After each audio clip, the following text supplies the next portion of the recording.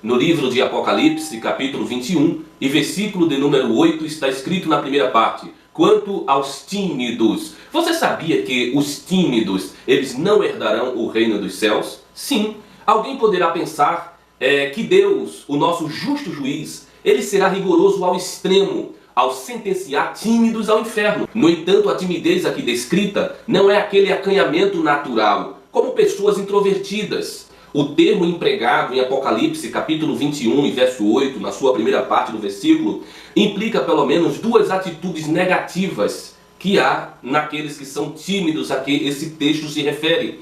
Essa timidez aqui em Apocalipse se refere àquele tipo de pessoas que têm vergonha de ser reconhecido como cristão.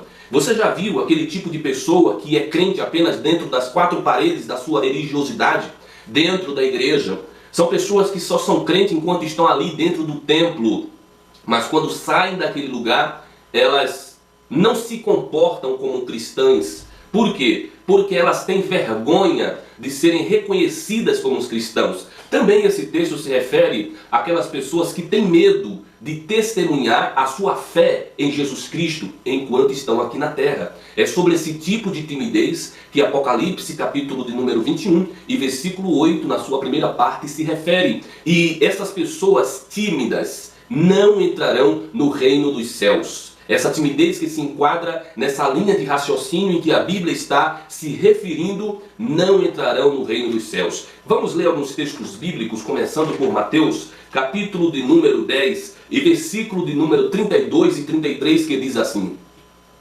portanto, qualquer que me confessar diante dos homens, eu o confessarei diante de meu Pai que está nos céus. Mas quem me negar diante dos homens, eu o negarei também diante de meu Pai que está nos céus. Romanos capítulo 1 e versículo 16, Paulo escreveu dizendo: não me envergonho do Evangelho, pois é o poder de Deus para a salvação de todo aquele que crê, primeiro do judeu e também do grego. No livro de 1 Coríntios, capítulo de número 9 e versículo 16, o apóstolo Paulo também escreveu: porque se anuncio o Evangelho, não tenho de que me gloriar, pois me é imposta esta obrigação, e ai de mim se não anunciar o Evangelho. Então que nós possamos entender, quando a Bíblia fala dos tímidos que não herdarão o reino dos céus.